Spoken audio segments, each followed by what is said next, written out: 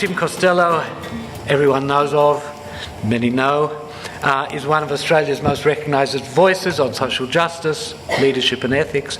He's engaged in public debates on gambling, urban poverty, homelessness, reconciliation and substance abuse. He's the CEO of World Vision Australia, chairs the Community Council of Australia, the Australian Church's Gambling Task Force and the National Australia Bank, that's my bank, Social Responsibility Advisory Council. He's published several books, served on numerous boards and committees.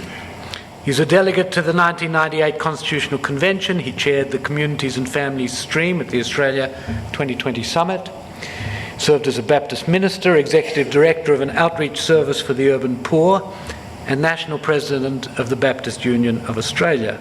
In 2004, he was named Victorian of the Year. In 2005, he's made an Officer of the Order of Australia. And in 2006, he became Victoria's Australian of the Year. When it was clear that Tim might be a few minutes late, and we feared that he might not get here at all, I was thinking, well, what could I do to fill all the space? And I thought, well, I could just read accomplishments, and that would get us through the 20 minutes. But now I won't have to do that, and I'm very grateful, as I'm sure you will be. Tim Costello, thank you. Thank you. Can I speak for about 20 minutes? Yeah, and I'll ring the bell at 15. I'll ring the bell at 15, yeah. Well, thank you, Martin, for that introduction. It's pretty much as I wrote it, really, so lovely to be up here in Bendigo to bring my wife and daughter, who seem to be more interested in something happening next door than what's happening in here. The big statue of Marilyn at the turn roundabout there. Who would have thought Marilyn Monroe and Bendigo? But here we are, bringing our family together in adjacent buildings. So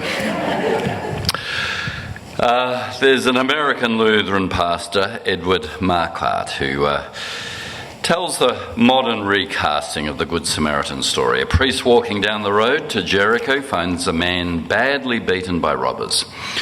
The priest quickly administers the last rites and hurries back to his church to deliver a sermon about his experience. Another Christian pastor walks the Jericho Road and is appalled to see the beaten man, so he returns to his church to formulate a course on how Christians can help alleviate poverty. A revivalist watches the man being beaten on the Jericho Road on his TV and gathers thousands in the Jerusalem Bowl to sing songs about moral decay. A left-wing political activist sees the man beaten and organises a demonstration where thousands march on Parliament to demand social change. A right-wing moralist decides the economy needs to be changed so there won't be so much violence on the Jericho Road.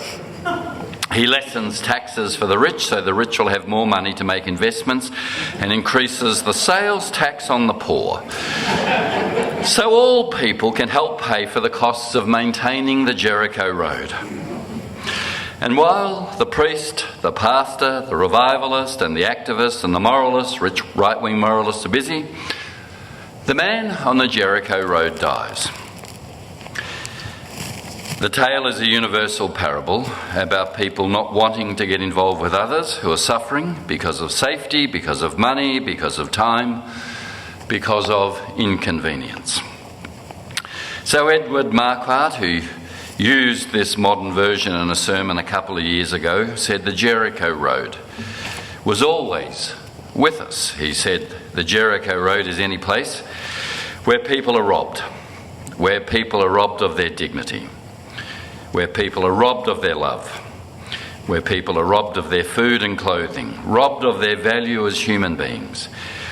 It's any place where there is suffering and oppression. Well, even in Australia, we live in a suffering world. There are people everywhere who are wounded and hurting, and people who've been robbed, usually by circumstances beyond their control.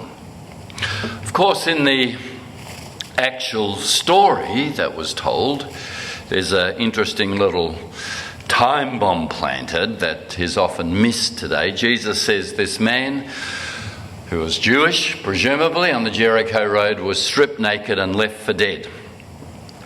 That's a time bomb, because it meant first the Jewish priest couldn't tell from any clothing or identification if he was Jewish. I'm sure the ethic of concern for one of his own religious and ethnic mob would have kicked in if he could have told, but he couldn't, and he passed on by. Likewise, the Levite, a lay person, but a student of the Torah, the Jewish law, couldn't tell if he was Jewish.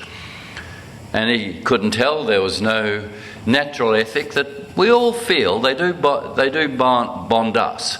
Fellow Australian, any disaster that occurs, the first thing the foreign minister will announce, and she has done this just with the Egyptian airline, one Australian citizen. That is a very strong ethnic responsibility, and sometimes, in some cultures, religious. Of course, the point of the story was the Samaritan couldn't tell either if he was Samaritan. This guy's stripped and beaten up. And the power of the story, who is my neighbour, is that the Samaritan, who can't answer if he's Samaritan or not and that ethnic tie kicks in, simply sees a human. He sees a human. Now that's quite interesting for me. I was in the camps in Jordan last year. World Vision's feeding 100,000 Syrian refugees in the Bekaa Valley. In Lebanon, not Jordan, the Bekaa Valley, Lebanon. We're in Jordan, we're in Turkey, we're in Syria still, we're in northern Iraq. And we're seeing up close the violence and the suffering and the terrible exodus. And after I'd been in the Bekaa Valley, I was just walking back to my hotel room late at night in Beirut. And a man called me over and said, "Would you like a coffee?" He spoke English. I said, "Thank you, that's lovely." He said, "My house is here." I said, "What's your name?" "Malak." He said, "I'm Tim."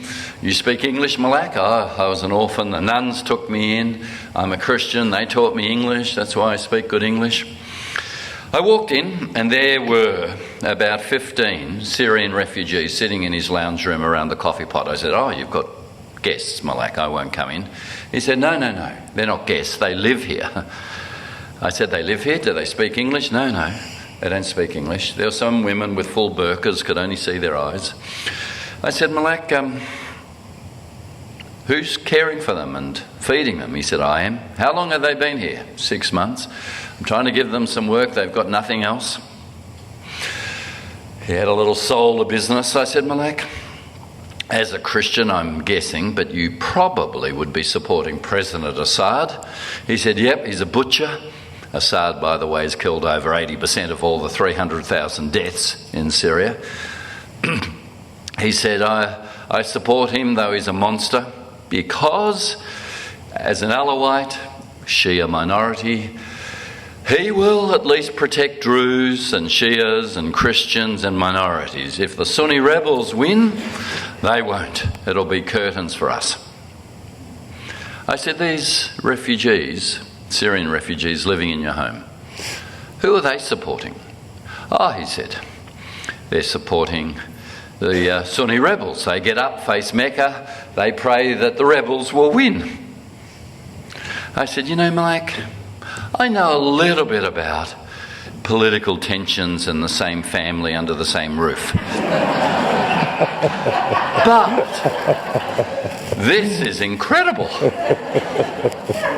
I said, "Why do you do this, Malak?" And he looked at me and he said, "Because they're humans. Different tribe, different religion, different politics, but they were humans."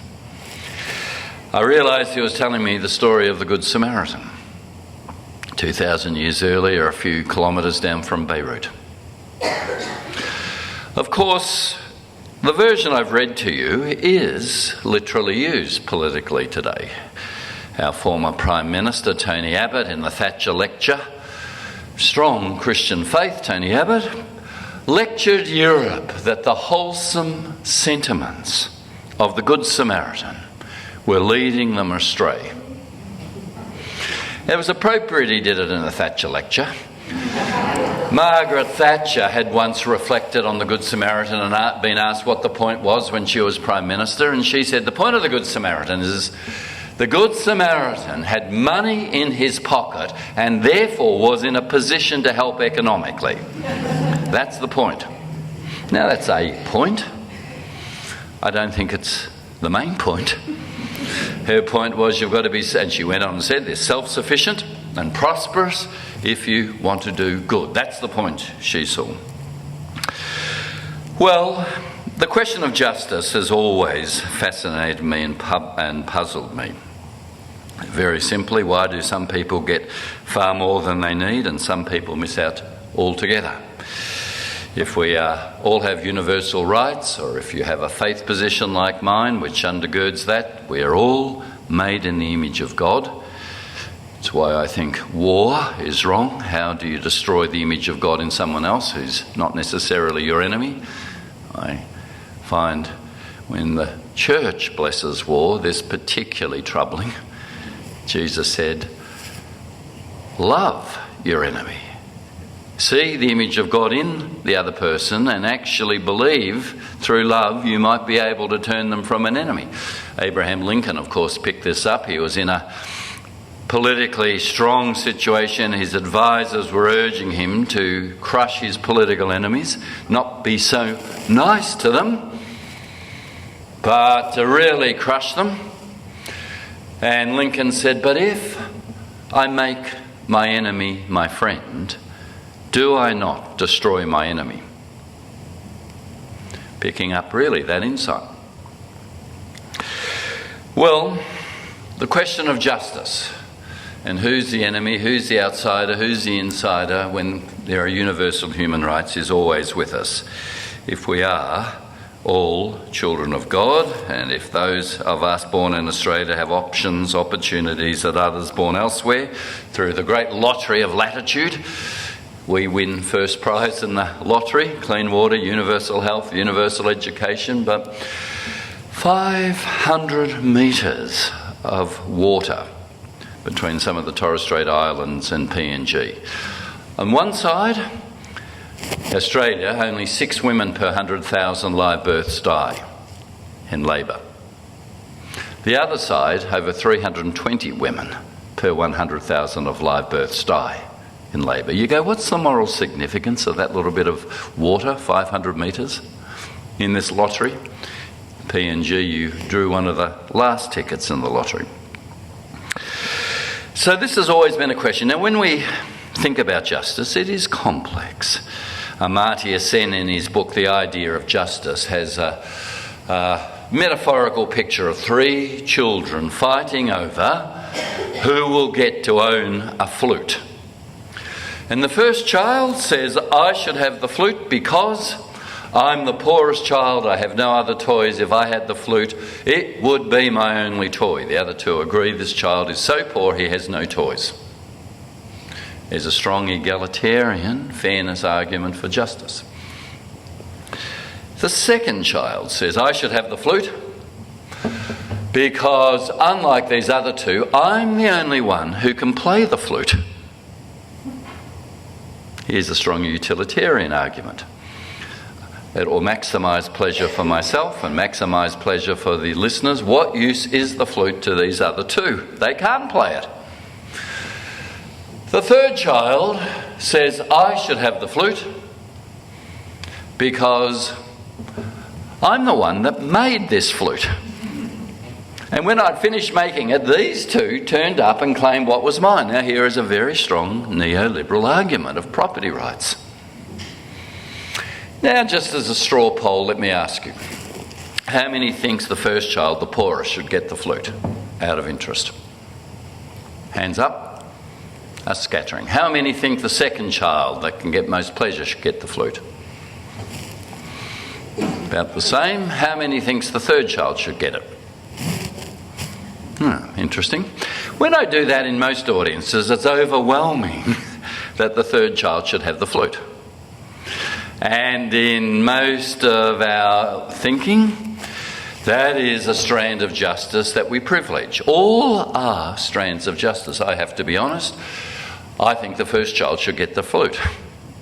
The egalitarian part of me has always been very strong. I think the other two have claims, and there may be circumstances absolutely where that's right. But for me, it's a bit like who owns the sky as we try and deal with climate change. If it is the West, and we've pumped most of the carbon up there and had our industrial growth and have our prosperity, and say you can't now make us sacrifice that because our democratic societies will not tolerate really us curbing emissions to our own growth costs, who owns the sky? The egalitarian argument, of course, from the poorer nations is, well, you've had your growth and we haven't, and therefore there's disproportionate benefit you have. Injustice should actually be sacrificed. Most of the arguments around the global commons, that's just the climate change arguments, actually have these strands of justice going on. And usually the position where we sit is how we see reality. That's one thing I think Karl Marx got right. He actually said you see reality from where you sit. You see it through those lenses. I don't think we can actually challenge some of the great global challenges we have, and we can talk about people movement and refugees and climate change, and we can talk about global epidemics. We can even talk about the massive growing inequality in our world. 61 individuals now have the same wealth as 3.5 billion people. 61 individuals. How much food can any one person eat? How many roofs do you need to keep the rain out? How does this inequality, which isn't just a moral issue, but now even The Economist magazine, right of centre, says it is the biggest obstacle to economic growth. This inequality blowing out. It actually hurts even the rich to allow inequality to keep growing because of the ferment of societies that see the unfairness. For me, the utilitarian argument has always been strong. I worked for 15 years as a lawyer. I saw the gap between what courts deliver and what justice really is, the gap between the rule of law and human rights that get abused. Even with advances like the International Criminal Court, it is still largely weaker nations, African nations, whose leaders can be picked up in a NATO helicopter and dropped in The Hague and tried. Of course, America has never signed up to it because for Americans, by definition, they manifest destiny. They are the embodiment of justice and freedom. So how could their soldiers or citizens be subject to International Criminal Court restraints? And of course, powerful nations can't be tried. Now, it's a great step, the International Criminal Court, but we know that to enforce human rights, you only really have a chance if it is governments that are weak enough to be pressured, sanctioned, handing over their ex-leaders, presidents, abusers, to actually do that. So that bell means I've got to finish. How long? 5 minutes. 5 minutes, okay.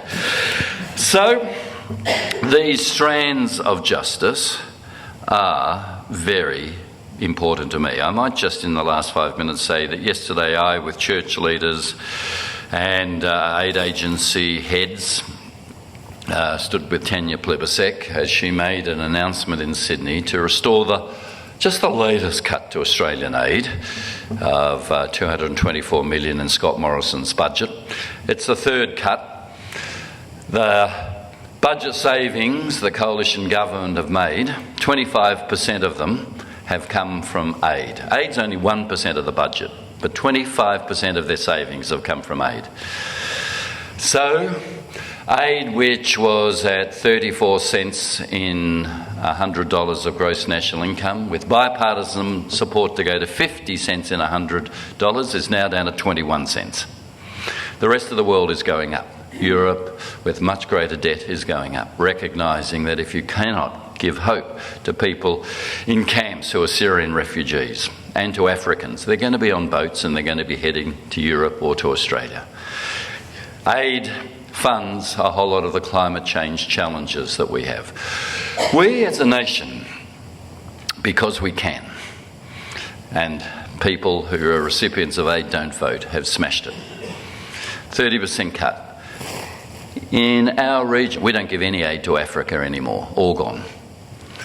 And yet Africa, as William Hague, a Conservative leader in a fine speech just a month or two ago said, if you think the Syrian refugee crisis is big, have a look at what's coming from Africa if we do not give hope and jobs to the young demographic time bomb there.